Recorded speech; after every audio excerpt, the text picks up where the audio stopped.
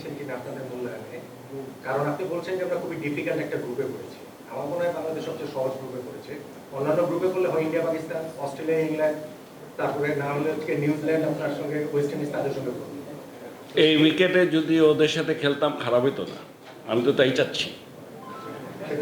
আপনি আপনি এটা তো বলতেই পারেন, যেমন ধরেন আপনারা বলবেন যে এই উইকেটে সাউথ আফ্রিকা 115 করতে নেপালের সাথে 20 ওভারে কষ্ট করে 1 রানে জিততে হয় 115 করে, আপনারা বলবেন 12 ওভারে 115 করে কোনো ব্যাপার নাকি টি-20-তে। না, আমিও তো জানি ব্যাপার না, কিন্তু এখানে এসে কেউ করে দেখাইলেছেন বুঝতে পারতাম।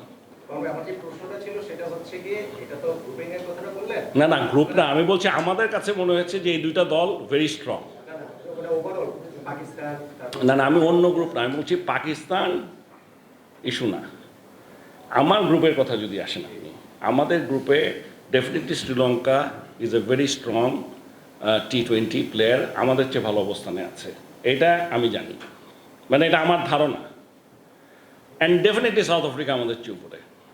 এই ওয়ার্ল্ড কাপ ভুলে যান, এর আগে ওয়ার্ল্ড কাপের আগে, আমি বলছি ওয়ার্ল্ড কাপে যাওয়ার আগে আমরা কী ভেবেছি। সো এই দুইটার সাথে জিততে, একটার সাথেও যদি জিততে না পারি, তাহলে আমরা সেকেন্ড রাউন্ডে যাওয়ার কোনো সুযোগই নাই। This is what I wanted to say.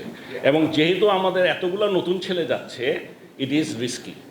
এবার বলেন। আমার প্রশ্নটা ছিল যে এখানে হচ্ছে কি পাকিস্তান কিংবা শ্রীলঙ্কা, নিউজিল্যান্ডের কথা বললেন, at the same time Afghanistan তো সেমিফাইনালে গেছে। আমাদের স্ট্যান্ডার্ড কি ওদেরকে আমরা ধরবো নাকি আফগানিস্তানকে ধরবো, এটা হচ্ছে একটা কোয়েশ্চেন। আপনি বারবার রিসপেক্টরটা কথা বলছেন, কিন্তু আমাদের সেকেন্ড রাউন্ডে যাওয়ার পরে যখন আমাদের সেমিফাইনালে খেলার একটা রিয়েলিস্টিক চান্স তৈরি হয়েছিল, সেই রিস্কটা আমাদের টিম যে নিতে পারেনি, সেটাকে আপনারা অ্যাডমিট করেছেন কিনা, ডিসকাস করেছেন কিনা টিম মিটিং এ বা টিমের আলোচনাতে এটা কিভাবে হয়েছে যে আমরা সেমিফাইনালটা আমাদের জন্য, আমাদের কথাবার্তায় মনে হয়েছে সেকেন্ডারি হয়ে গেছে, আমাদের প্রায়োরিটি জায়গা ছিল যে ম্যাচ জেতানো। আমি আপনাকে একটা কথা বলি, এইগুলা এই সমস্ত প্রশ্নের উত্তর এখন এইভাবে দেওয়া সম্ভব না। তবে আপনি যে প্রশ্নটা করলেন সেটা যদি আমি আমার তরফ থেকে উত্তর দিতে চাই, 12 ওভারে 115 করা কঠিন কিছু না টি-20-তে, আমি আপনার সাথে একমত। কিন্তু ওই উইকেটে কেউ করে দেখাতে পেরেছে বলে মনে হয়, বা পারত কেউ?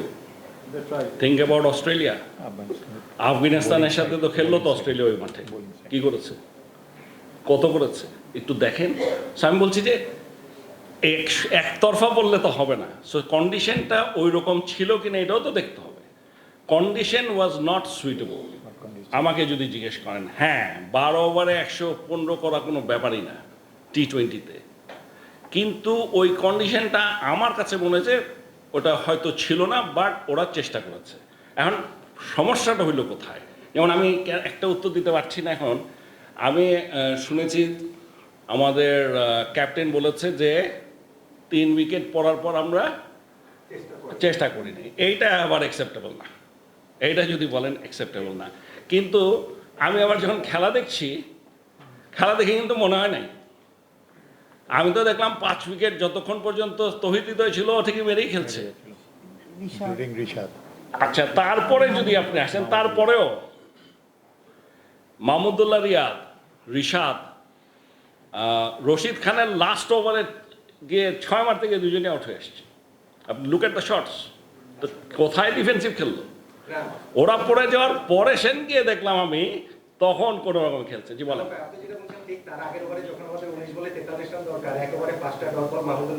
এখন এইটা এই যে না না, আমার কথা হচ্ছে না না, আমি বলছি আপনাকে একটা যে জিনিসটা বোঝাতে চাচ্ছি, যেই মাহমুদুল্লাহ রিয়াদ, আপনারা বলছেন যে 5টা ডট বল খেললো, ঠিক আছে, সেই মাহমুদুল্লাহ রিয়াদ নূরের বলে, খুব সম্ভব নূরের বলে, আমার যতটুকু মনে পড়ে, রশিদ খানের বলে 6 মার থেকে আউট হয়ে আসলো। মানে জিনিসটা আমরা এখন এখানে দেখে যা মনে করছি জিনিসটা তা তো না। আমার দৃঢ় বিশ্বাস এটা, যদিও আমি এখনো কথা বলি নাই, যে যদি মাহমুদুল্লাহ রিয়াদ সুযোগ পেত অবশ্যই মারত।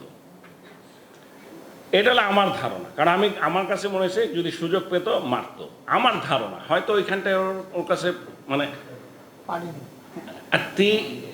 আচ্ছা আপনি বলেন, মানে নেই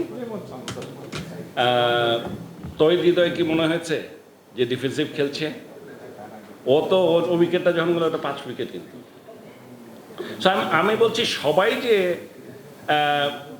ডিফেন্সিভ মোডে খেলেছে তা না, চেষ্টা করেছিল, এবং আমার আসলে কি করেছে জানি না, তবে আমার মতে চেষ্টা করে যাওয়া উচিত ছিল আনটিল দ্য লাস্ট।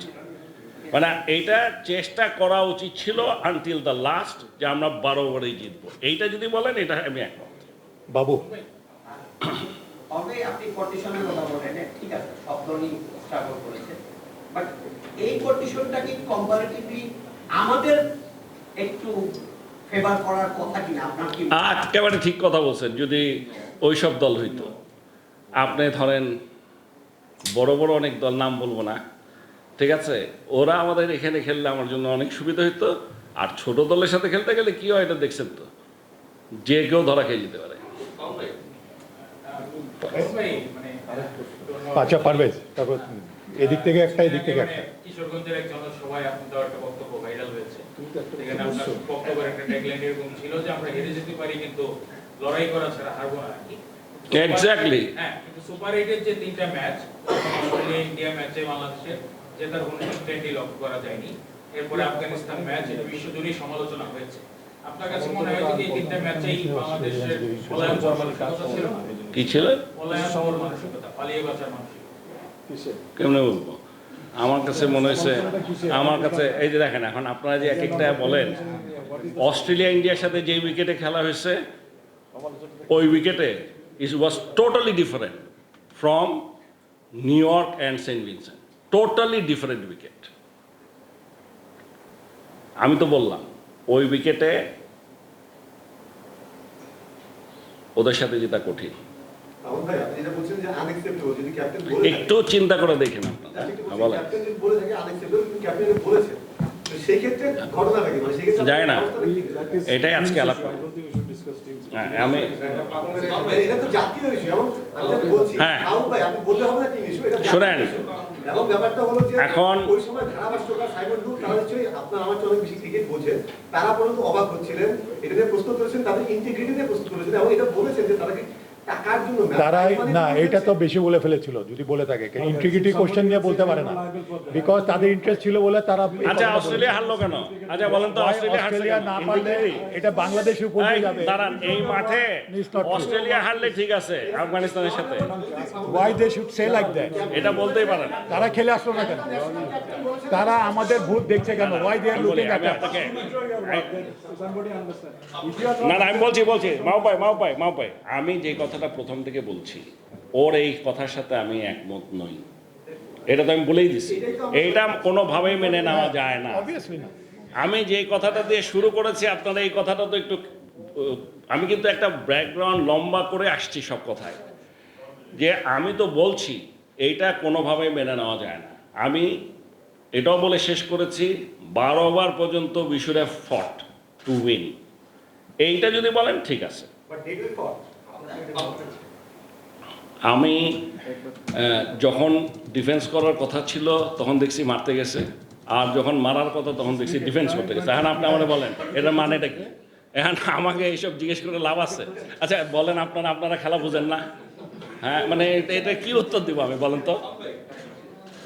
হ্যাঁ, আপনি যেটা বললেন একদম আপনার সূত্র ধরে যে ডিফেন্স করার কথা যখন